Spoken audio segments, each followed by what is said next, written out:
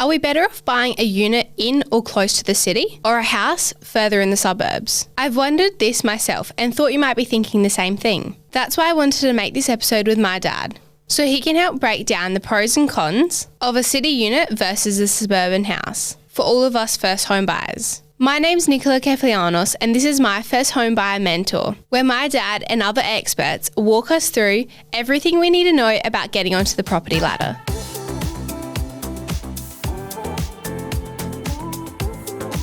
So Dad, do you want to jump straight into the episode? Sure, Nicola. So we're going to talk about the pros and cons of apartments and units versus buying a house in a suburb. The thing I want you to remember though, there's no exact right or wrong answer to this. What we're going to talk about today is simply designed to help you move into a direction that is better suitable for your lifestyle. So Dad, can you walk me through the pros and cons of a city unit, for example? Yeah, sure, Nicola. So first of all, a city unit is generally cheaper than buying a house in a suburb, so that's one of the benefits there. So the price point of an apartment or a unit in the city will be less. Is generally lower.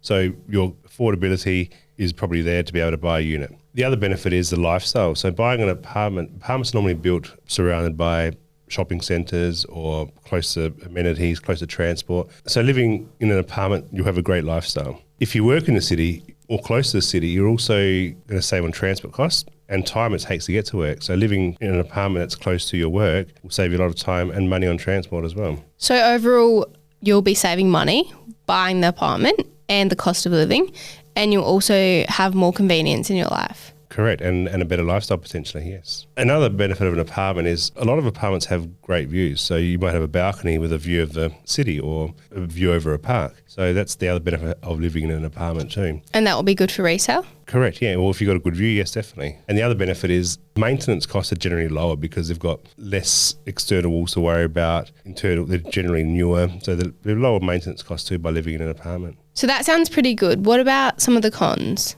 So generally apartments are a lot smaller. That's one of the cons. So it's a smaller property. The other thing to be aware of, when you do buy an apartment, they will have strata costs and levies. So for example, when you do buy an apartment, there'll be a levy that will cover the general maintenance of the building and also running costs of the building. For example, if it's got a lift, that lift cost is going to be shared by all the owners of those apartments. Mm-hmm. So that's what they call strata fees. So that's one of the disadvantages of having an apartment is they generally do have strata fees and levies involved. So what would the strata fees and levies actually cost? This can vary depending on the apartment block because you might live in an apartment block that has a gym and has a pool. So the maintenance would increase. Those maintenance costs have to be shared amongst all the owners. So that's why the strata fees could be higher as opposed to having a house. But the benefits are you might not have a house with a pool or you might not have a house with a gym. But now you do. So you're sharing the cost with other people, which gets added to the cost of having the house. The other thing with an apartment, you are limited on parking. So you generally get allocated a car park. It could be 1 or 2 car park spaces. Yep. But on-street car parking is very limited because you are normally in an area which is built up with businesses around, shops around, and on-street car parking is limited. The other point is that an apartment has no or very low land. So it's just normally paying just for the structure of that building with no land at all. And what about people who've got pets? Will they be able to have them? You are limited on some buildings. Some buildings allow pets, which generally is a limited size or limited type of pet. So you can't have a large dog in an apartment building. They might let you have a small dog. Yeah. So based on what you've just said, Dad, I don't think an apartment would be suitable for me unless I was at uni full-time or I'd be working in the city near the apartment full-time. Yeah, that's a good point, Nicola. So it all depends on what stage of lifestyle you're in.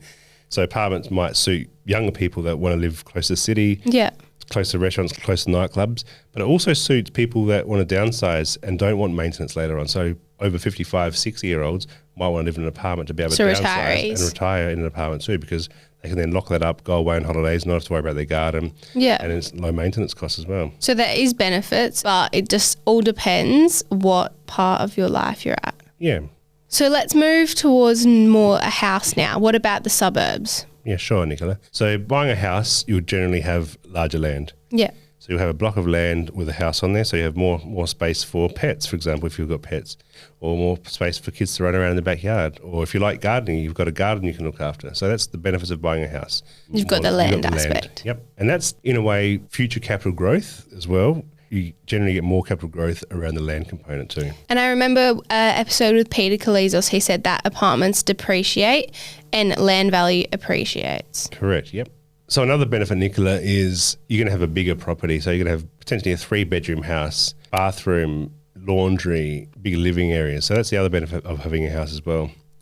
The other benefit is there's not going to be any strata fees or levies. So as opposed to an apartment where you have strata fees and levies, if it's a Torrens title block with a house, you're generally not going to have any other levies. You're just going to simply pay your general council rates, your water connection fees, and your own insurance. But all your maintenance will be on you. Yeah, we'll go into that later with the cons, yep. The other benefit is car parking. So with a house, you're normally going to have a driveway with a garage. So you can have off-street car parking, plus garage, plus on-street car parking in front of your house too. So there's more area for parking a car. The other benefit of a house, it's your house. So you don't have to worry about body corporates. You can actually renovate the house however you want. You can paint the front of your house or render the house. You can change the style of your house. You can do an extension. So you can do things to the house and add value to it the way you want to do it. Whereas an apartment, you can't do that. You can do general improvements. So you can do renovations of a kitchen or renovations of a bathroom, but it's very hard to be able to knock down walls. You can't do an extension, for example. Yeah. You can renovate the internals of the unit. Just very that's basic. about it. You can't change the outside of it at all. So a house in the suburbs sounds like a very good way to go if you're future planning. Yeah, correct, Nicola. What would be some of the cons of it though? So the cons would be that your lifestyle in the suburbs probably wouldn't be as fun as living in the city, close to restaurants. The other con is if you are working in the city or not close to your work, not close to where you live, your transport time to get to work is going to be a lot higher too. So you might live half an hour away from where you work, so you've got extra costs of getting into work and also time it takes to get to work. The other thing in saying that, if you are living in the city, you're probably going to be going out for dinner more, spending more money going out for drinks, as opposed to living in a house where you're probably going to entertain more or hang out with people at your house. Yeah. So the main takeaway from this episode would be for me, what stage of your life you're at and what type of lifestyle you want to have. Yeah, correct. So apartments are suitable for people depending on what lifestyle they want to live. But then houses are also suitable for other people depending on what stage of life they're at as well. So there's benefits, pros and cons on buying an apartment and a house. But from a resale perspective, would you say a house is better? Generally, I would say yes, because like Peter Cleese said in a previous episode, the building component depreciates in value, but the land appreciates in value. So if you've got an apartment with no land, that value potentially would depreciate in value. Yeah. But if you have a house on land, that land will appreciate. So in general terms, yes, a house with land would be better. I hope you guys have enjoyed this episode and it's brought some clarity to the question of a unit versus a house. If you've got any other questions you want my dad or I to answer, chuck them in the comments below on YouTube. And if you're listening on iTunes or Spotify, remember to hit that follow button. My name's Nicola Kefalianos and we'll see you on the next episode.